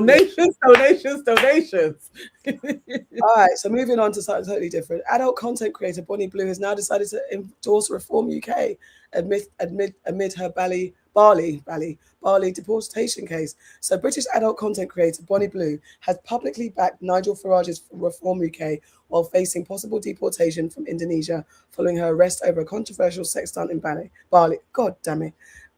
Bali. So this is what is happening, and then I'll get into her deportation scandal, what she was doing in Bali. Reform leader Nigel Farage has won over another blue. After gaining several former Conservatives, Reform UK's latest big-name supporter is Bonnie Blue. The adult performer, who was reportedly recently arrested in Bali, wrote in The Spectator that the UK is too accommodating to migrants. She's previously said she'd sleep with anyone, except illegal migrants. A Reform UK source said the party is fighting for every vote. Reform leader Nigel Farage. That's her trying to, I don't know what her problem is, but this is overall what's happened, because she went to Bali and basically tried to do one of her little sexcapades, and they were like, absolutely not. The porn star famous for betting 1,000 men in one day faces 15 years jail after being arrested in Bali. She arrived on the Indonesian island at the start of schoolies and made no attempt to hide her intentions. Those that go into schoolies and to those that are barely legal, cannot wait to meet you. And I'm in Bali, so you know exactly what that means. She has since been arrested along with 17 men while allegedly filming content. Now, as you can see, the men, 15 of whom were Australian, weren't too keen to show their faces. I can't imagine why. It's being reported that Bonnie Blue may be prosecuted for allegedly breaching Indonesia's morality laws. And if found guilty, she faces a fine of more than $500,000 and a prison sentence long enough to make her rethink her career choices. Then again, maybe not. So if I had my way, I would criminalize most of what you do, and you wouldn't have all this money, right? So obviously on a personal level, gangbangs in prison. Bonnie Blue was banned from Australia last year after inviting barely of age school leavers to have sex with her so she could post the footage online for money. Indonesia, none impressed Freya, and why would they be? Well, I think so. There's that, and there's one more piece to show. Early thoughts on Bonnie Blue's behaviour before I play the last video of her talking. Can you not hear me? Yeah. Yes, but I don't. You know, we don't have any words for her. A Waving Cat Design says, imagine if you saw your brother, hubby, or boyfriend on screen with her, or your son. Oh my God. Okay, yeah, go on.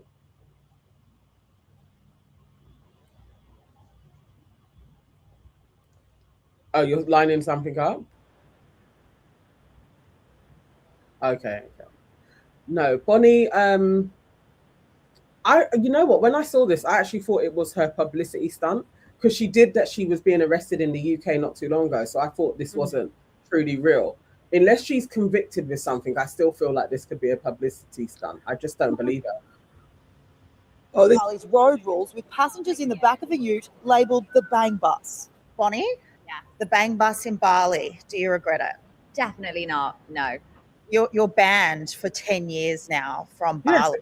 Come on, this is publicity. Lie. I'm not. It's not 10 years. What is it? It's only 6 months. It is 6 months I'm banned for. And this is my letter The 26-year-old arrested last week on suspicion of breaking Indonesia's strict anti-pornography laws, but was later cleared. 14 faceless Australian men caught up in the schoolies. There's a few hours I was concerned, but aside from that, I know how to click a delete button, so I wasn't worried. What were you doing when you were arrested? I was filming a YouTube video. And those 14 Aussies who were arrested, what were they doing with you? Having fun, just like most people. Bali, Fiji, Australia, the list of places you're now banned is growing. Are you going to give up on schoolies? Definitely not. I will be doing schoolies 2026 for sure. The adult content creator says for the first 30 hours in custody, she was held in a police station cell in Bali. But once she was released to immigration authorities, she claimed she was allowed to stay in 5-star hotels and sunbake during the day. She says she's not scared to end up in a Bali prison cell and plans to return to the holiday island for schoolies next year. See what I'm saying? Yeah, all marketing. This is her absolute spiel. It's just all marketing. But thank you. After being charged with starting diaspora in the chat, I'm bailing myself out of UK jail. Here's $19.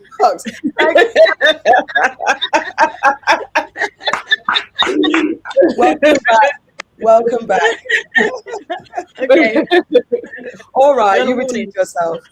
You're on a warning. You're on a warning. If you do it again, though, you got to send us $50. Okay? Yeah.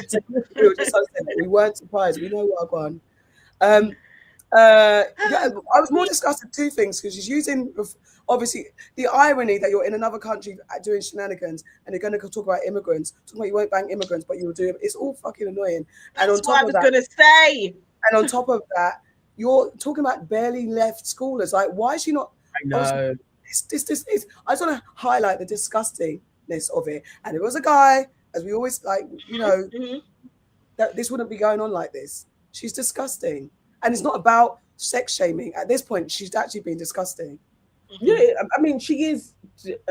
If you watch her doc, which I don't advise anybody to watch anyway, but when you watch it, you really do see that she is just all about marketing, and the sex is kind of like the side part of what she does. So when she does the whole like 1,000 people bang me, they are few and far between. Most of the time, she is just doing videos, lots of them, of herself just chatting shit, talking dirty, and marketing campaigns where she's setting up a sex escapade.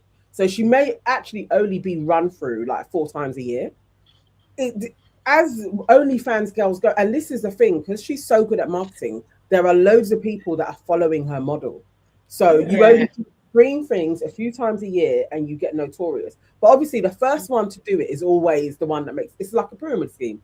Yeah. So she's now also set up another side hustle where she's teaching other women to do her hustle.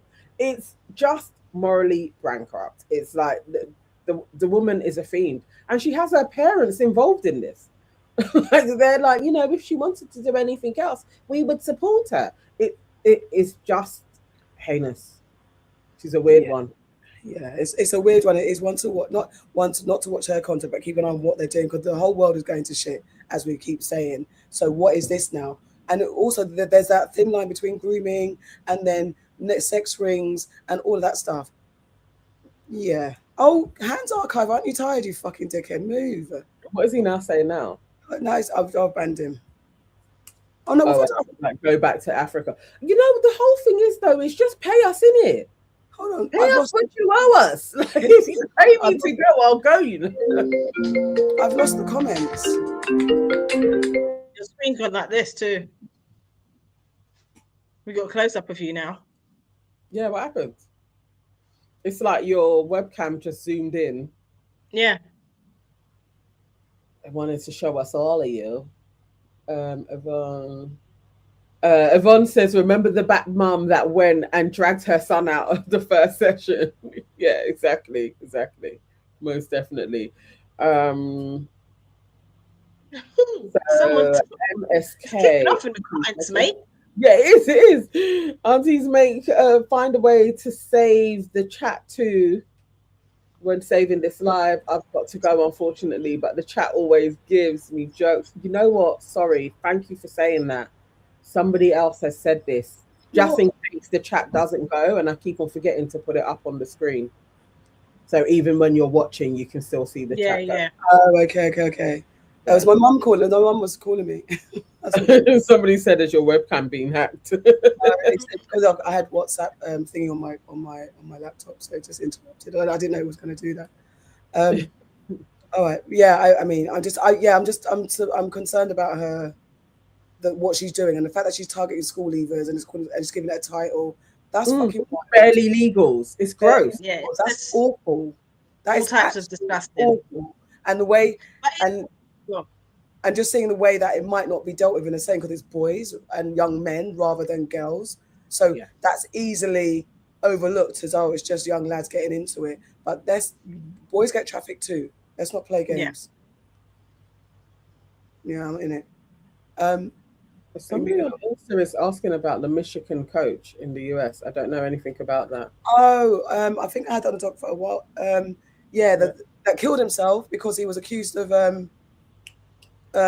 messing with kids. I think if it's that person. Really? Yeah. I think I had that before. I'm just going to move on to this story though. A sperm donor with cancer-causing gene was used to conceive almost 200 children.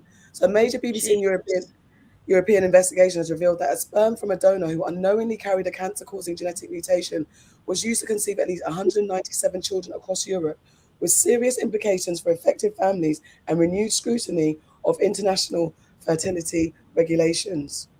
Mad thing. Let me go share the video. It's crazy. This story is so mad. It's horrible.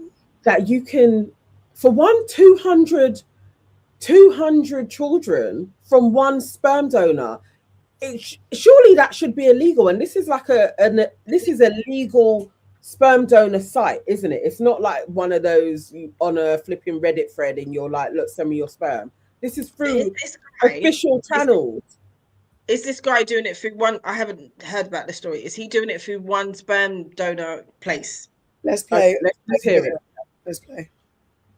One sperm donor with a gene that causes cancer in children has fathered around 200 offspring. A fertility clinic in Denmark sold the sperm to women across the world.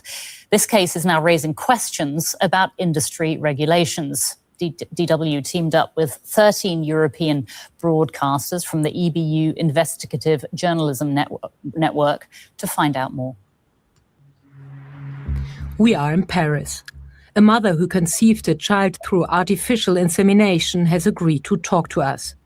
Her daughter inherited a rare cancer mutation from the sperm donor. I feel enormous guilt to know that because you chose to conceive that way, you have passed on something that is potentially a threat to her life. It's very hard. Her Belgian fertility clinic used sperm imported from Denmark, sold by the globally operating European Sperm Bank. The Sperm Bank listed the donor under the number 7069 or Kjeld and offered his sperm for more than 15 years. In 2023, however, a genetic test showed that he carried the life-threatening TP53 mutation. It dramatically increases the risk of childhood cancer. Donor 7069 was permanently blocked. At this stage, the sperm bank was obliged to alert every fertility clinic that had received the donor sperm. Then the clinic had to inform parents immediately because children needed to be tested to see if they had inherited the rare mutation. It's very important that children get the right checkups and that parents are informed about which cancer risks exist and how they should respond. We have programs that can be truly life-saving. In Celine's case, the clinic only informed her more than 1.5 years after the donor was blocked and blamed a computer problem for taking so long. Tests confirmed that her teenage daughter was a carrier. It was a shock. It's just not possible that there could be such a level of amateurism, incompetence and recklessness in an area as important as reproduction. It's incomprehensible to me. When confronted, the clinic answered that it had informed Celine as soon as possible. Dorte Kellerman, a mother who lives in Denmark, says she was never officially notified by her clinic. For years, she has been connected via Facebook with other parents whose children were conceived with sperm from donor 7069. I was informed from another mother with the same donor to her children. I was not informed by the sperm bank nor the clinic. Never. Never. According to Danish health authorities, Kjeld's sperm was exported from Denmark to 13 other countries, all with their own limits and regulations. Despite several requests, the European Sperm Bank, a major player in the fertility sector, refused to provide the exact number of Kjeld's offspring, citing privacy concerns. But DW and its partners collected documents from health authorities, talked to doctors, patients and clinics across Europe, and found that at least 197 children were conceived with Kjeld's sperm. Experts that counsel affected families assume that not everyone has been alerted yet. It feels very risky and completely wrong that one donor can have so many children. It is far beyond what's biologically normal, and that has huge consequences. We have some children that have developed already 2 different cancers, and some of them have already died. The European Sperm Bank declined an interview, but wrote they had tested the donor in full compliance with recognized and scientific practice and legislation, and notified authorities and clinics in accordance with the law. Doctors, support groups and sperm banks are now calling for an international donor registry and a global cap on the number of children one donor can father. They warn, without stronger rules and clearer responsibilities, cases like that of donor 7069 could happen again and again. No. This is the weirdest shit. So to your question, Farrah, though, so basically, yes, it was one place, farmed his sperm out for 15 years, and this is 196 that they're saying. There could even be more. How is it legal that you could do this? Why would you have a sperm donor being able to have so many different children out there in the world without doing proper screenings for one, but also the genetic material? Why would you have one man out here with so many offspring? I don't understand it. Even the name of the company needs to be invested anyway, because I imagine people are going to the European sperm donor place for Aryans, and it's like, let's actually look into that. I wonder what his genetic makeup is. I bet he is blonde and blue-eyed as well. Yeah. I bet he is. This sounds dodgy as hell. Yeah. The thing for me is there has to be some legislation on the number of times that you can use a donor sperm, because the consequences of that are detrimental. You can have, like, there's 197 across Europe. The chances of those people interacting with each other is quite high. Yeah. And then what happens to their children and their children and their children's children? Like, you know, and then we had that program with the man who had like 1,000 or something like that. And he was going, that's why I asked the question, because he was going from different sperm donation banks to different sperm donation banks and basically just giving it up, and also doing, you know, going on, as you said, Reddit or somewhere like that and finding people to do that with. The mind boggles that this is allowed. It really does, because it's so dangerous. And look, they were saying that kids have died already. Yeah. How do you not screen the sperm? Shouldn't that be basic? If you're going to be a donor, shouldn't you have to undergo every single type of screening there is? I would have thought so. But also, even just we wouldn't know about this if he didn't have that cancer gene. Yeah. So they would have still been the only donating. reason why they banned him is because of that. So realistically, there's other men out here that could have 1,000 through legitimate means. Yeah. Who just don't carry any genetic markers where it's going to turn into a national scandal. That in itself is really scary. That is scary, actually. I don't know. It feels like just another way for them to keep, as the guy with the 1,000 kids was trying to keep the white genes going. Yes. This feels like a whole other agenda that probably most Black people are not even aware of that they're doing. Like another undercurrent to just keep this genetic pool going.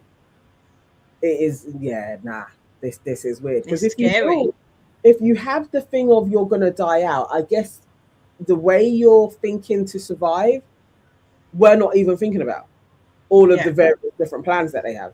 Yeah, and the thing is, look, mistakes happen, but this is a wild one. And I think you're right. I think Farrah, you said it, that there should be a limitation on how much donor you can do. Why do you need to have? Why do you have to have an abundance of sperm going? Surely 6 is enough. No. Yeah, you should have a limit on how much you can donate, and that's it. Because at least that nips it in the bud. Any chance of things like this happening, there should be that. That should be a thing. Like things slip through the net. Of course they do. So this is where it should be a limitation at the very bloody least. It should be 6 in 6 different countries. Like, I don't think you should be able to go international. I think you should even just stay where you're. No, but if you're going to do that, if they're going to allow it to be international, right? Because there are some people that need it for certain, like if you looked at the countries that they went to, there's probably reasons why that it goes like that. But if it's going to be the case that you are doing that, it should be minimal. I don't like the idea of them farming out human stuffs to other organizations. There is just something really, I don't know. It's I don't even know if I can articulate it, but even so you've got this one place, the European Sperm Bank, as like the holding space for all the sperm, and they then can distribute it to other fertility places around the world. It just feels like, what's going on here? Like, it doesn't sit well with if you want a donation, if you need a sperm donor, right? Someone might be like, I don't actually want that sperm donor from this country because I want it to be so far removed from me that it's going to come from somewhere else. Okay, I can see someone thinking like that. Okay, all right. I see. I mean, I think there's so many variables, but I think there has to be a limitation to the variables, and it's a bit weird. And maybe as I'm thinking about it, it's a bit weird. It was like that conversation we had about having surrogacy and IVF treatment if you've already got kids and all that type of stuff. There's a playing God area that is a bit weird, but I do think that I'm walking through this thought that if I want a sperm donor and I'm living in a country and I'm not willing to go, why am I having a sperm donor? Why do I want a sperm donor? What's my reasoning for having a sperm donor? And then if it's me as a straight Black woman, I'm trying to think that if I'm not going to, and the reason why I can't have a kid is because I can't find a man, and I want a sperm donor, I've made the decision to have a sperm donor. If I'm not willing to travel different countries, why should I then have international sperm? I'm wondering about that, why I'm saying there should be, if you're in England, then you should just be using English donated. And that doesn't mean say white, I'm saying whatever's available in your country. But then I don't know then. But say if you wanted a Black sperm donor and you're here and they're like, we don't, and we may have to then go to the pool of the Kenyan sperm donor. There's that. There's one Black. You want a Black one. It may be international. I mean, the reasons why people want sperm donors, it's the single woman phenomenon is actually like in the least. I think it's exactly. It's usually for usually couple. So you're trying to go for a genetic makeup that is similar to your own. That you're going to Denmark as well. I think there's a certain phenotype that you're after. There should be a limit for sperm donor 76 can only, once you know, have 10 kids out there. I feel like it should be a really small number. You should not be that's why I said 600. And I don't believe them that they ship it out around the world. Like somebody was saying, the likelihood that you would buck up with another person in another part of the world, that they don't generally do that. The last one, there was a whole load of kids that were literally living streets away from each other. They were. That was a guy that was. It's a messy situation. That was a guy that was using different means of sperm donation. There were kids in the same school. Yeah. There was the doctor, he was donating himself. Yeah. People were thinking they were getting a sperm donor, but he And was it's just him. ejaculating in a cup. I don't trust. It's unfortunate that you can't trust the systems. I would be so scared to trust the system at this point. It's I very mean, sad. with all of these stories coming out, I don't know. I really do feel for people who would have to trust going to a sperm bank at this moment in time, because there's just too many stories of how rogue it is. It's scary. It's scary. All right, time is ticking because we've got to go. So I'm just going to go into some funny stories. Okay. This is the first one. It's not even funny. It's actually dumb. Like, they're so fucking dumb. Here you go. I don't know if you've heard about Marco Rubio asking to change from Calibri font to Times New Roman because Calibri font is woke. New Roman font from Calibri font. That is a directive issued to all State Department diplomats this week by Secretary of State Marco Rubio. He called the decision in 2023 to transition to Calibri by his predecessor a wasteful diversity move, saying in a cable that he sent out that this formatting standard aligns with the president's One Voice for America's Foreign Relations directive. Now, Calibri is a more modern font. It's also believed by some studies to be more accessible to people with disabilities, particularly people who have visual disabilities. President Trump did move early on in January at the beginning of his administration to rid the federal government of diversity, equity, and inclusion DEI programs. And this font change appears to be part of that ongoing effort. Returning to Times New... I mean, the level of folly, I don't even know how Americans are coping. Really? Really? The font is woke. Okay. Imagine. The thing is, though, it has been proven that particular fonts make it easier for people to read. There's a whole, studies about capitalizing words and not capitalizing words and how it can be seen and all of these things. Like, to say that it's fucking woke is dumb. It's so dumb. And Times New Roman, why is that the whitest font you can find? Basically, it says Roman. It's got Roman in it. It's like, and it cost. He said Marco said it cost £145,000 to change the font. And so, how much is it going to cost to change it back? He was talking about it being wasteful. Like, are you? It's so stupid. Oh my God, girls, what's your opinion? You've got to speak. I'm gonna, cause you put money up. Speak. He said he's not going to speak now. No, talk about it, because talk about this. I don't understand. I don't understand that the standard is now that we don't want to be inclusive of anybody. Like people with dyslexia, like, just nobody needs to be included. We are only dealing with able-bodied white males. These are the ones running every, like, how they read is how everybody's gonna read. Like, it's like, what happened in 2020? What took place in the timeline? Because this weren't where we was, and somehow we have veered off into a territory that it doesn't even make any sense. I'm going to spend money changing a font that more people could read, and that makes sense to folks. This is what people are voting for. What happened in America? Hold on, Strike. People are trying. Steven's saying Calibri is for nerds. Strike saying Times New Roman crew. The rest of you are remedial, and I say that as a person that works in tech. Get out of here, man. So there's actually font wars. I actually don't like Times New Roman. I like my Calibri. I like my Calibri. I like my Poppins. I like my, I like my certain fonts, man. I do. I'm definitely a Poppins, Anton. Anton, that's what you use, yeah. For writing, for reading and writing, it's like Calibri doesn't particularly do much for my eyes. It doesn't make it easier for me to read. But Times New Roman was just everywhere. It literally reminds me of being in uni. It just feels very old when I see it. It's like new computer, like, it reminds me of publishing as a thing that people used to use. It was just everywhere. So that's all. I immediately place it in 90s, 2000. That's it. I don't think of anything else.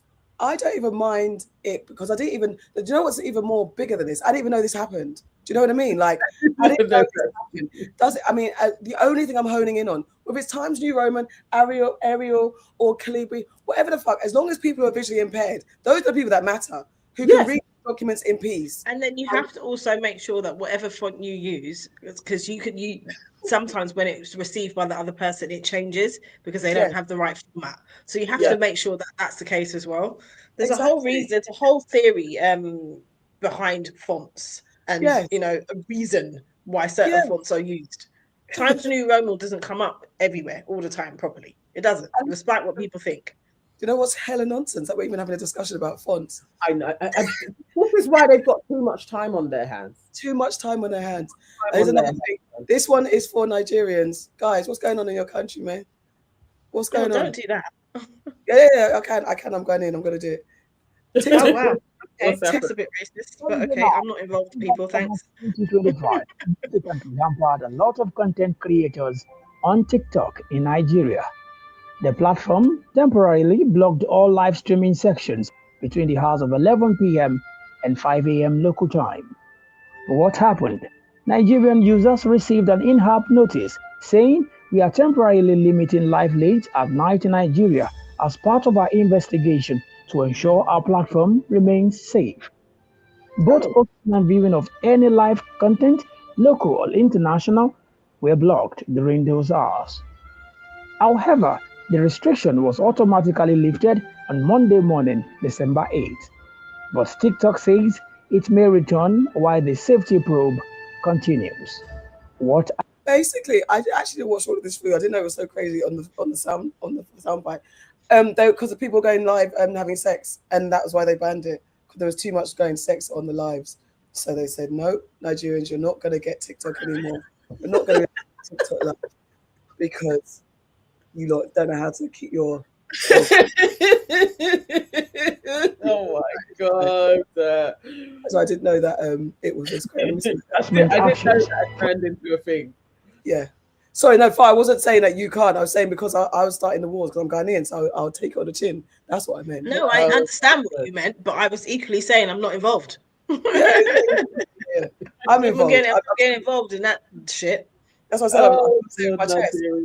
Nigerians, you have to have sex on screen. Relax, man. But it's the donations. Yeah. Oh, yeah. As people are tapping screens, sending money, this is another way for them to make money, isn't it?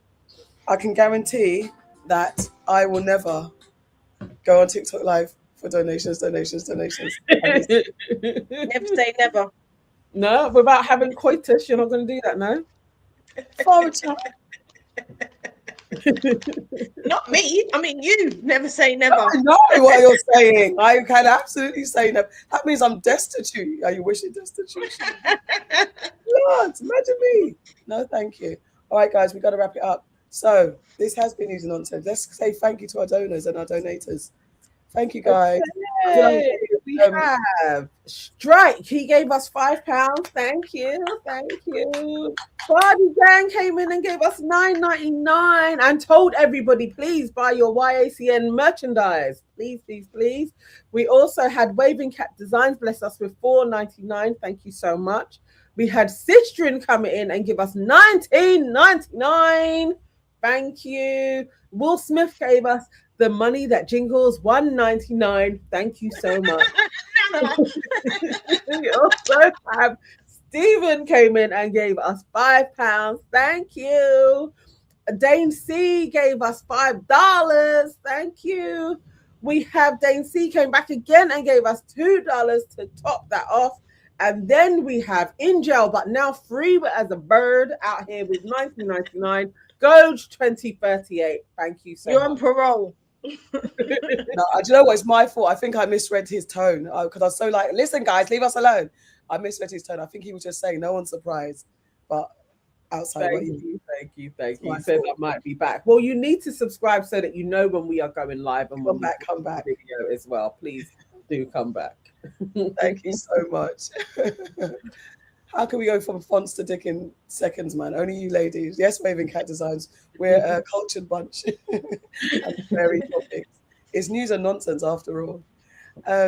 Yes. Thank you. All right, we got the show out. 2 hours. There we go.